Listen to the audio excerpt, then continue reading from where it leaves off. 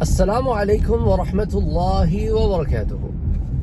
ایک بھائی نے سوال کیا ہے کہ انہوں نے ایک شخص کو دیکھا کہ وہ اللہ سے بہت گڑ گڑا کے دعائیں مانگ رہا ہے تو اب اللہ تعالیٰ کی بارگاہ میں تو آنسوؤں کی بڑی قدر و منزلت ہوتی ہے، اور اللہ دعاؤں کا سننے والا ہے، اور مجبور کی اور ایسا شخص جس پر ظلم کیا گیا ہو، جو مظلوم ہو، اس کی دعا کو کبھی رد نہیں کرتا۔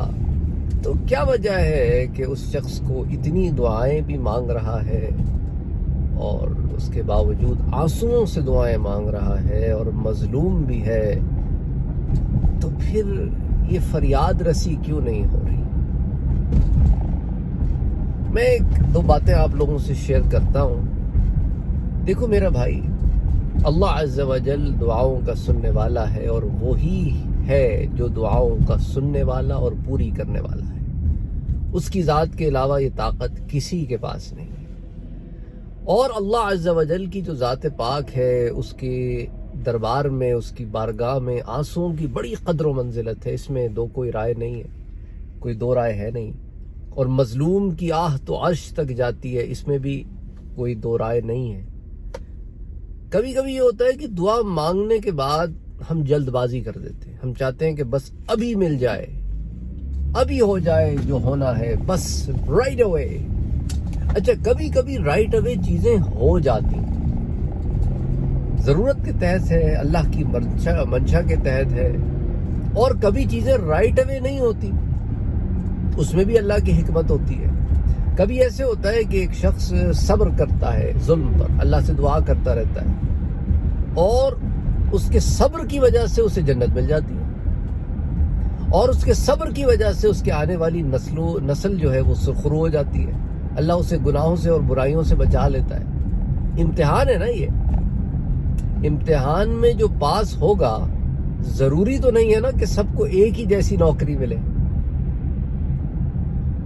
تو بس وہی حال ہے کہ دعائیں قبول ہو جائیں تو بھی ضروری نہیں ہے کہ وہ رائٹ اوے امپلیمنٹ بھی ہو جائے۔ اس کی چھوٹی سی مثال سمجھ لیں کہ اللہ کے انبیاء کی دعا زیادہ مقبول ہے یا ہماری؟ آپ کہیں گے کہ اللہ کے انبیاء کی دعا زیادہ مقبول ہے۔ تو میرے بھائیوں اور میری بہنوں، حضرت یعقوب علیہ السلام نے یوسف علیہ السلام کے لیے رو رو کے دعا نہ کی تھی؟ وقت سحر دعا نہ کی تھی نا، اور سحر کے وقت کی تھی جب دعائیں قبول ہوتی، اور وہ بھی ایک نبی کی دعا اللہ نے قبول کر بھی لی تو اس کو پورے ہوتے ہوتے ایک مدت نکل گئی۔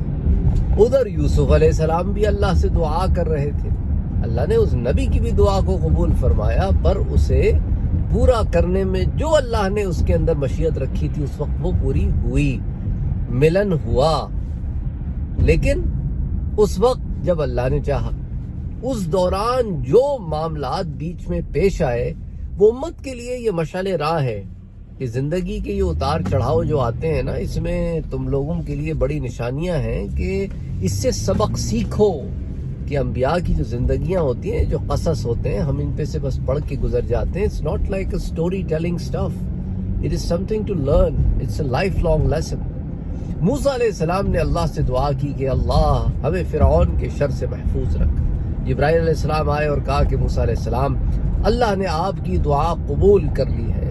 اور پتہ ہے اس کے کتنے سالوں کے بعد بنی اسرائیل کو فرعون سے چھٹکارا ملا؟ دعا قبول ہونے کے کئی سالوں کے بعد۔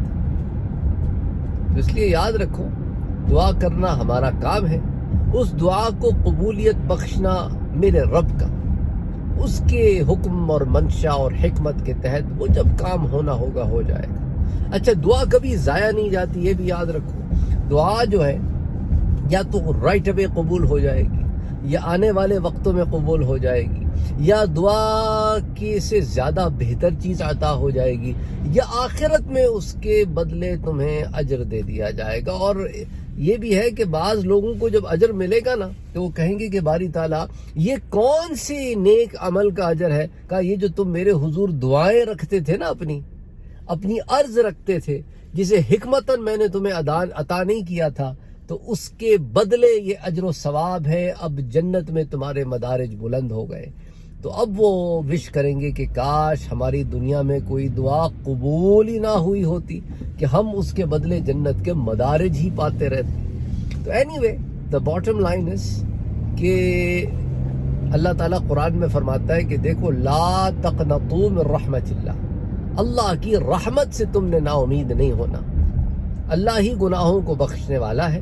وہی غفور ہے, وہی رحیم ہے, وہی کریم ہے. تو بس اس سے مانگتے رہو اور امید رکھو کہ نا امیدی کفر ہے. السلام علیکم ورحمۃ اللہ وبرکاتہ.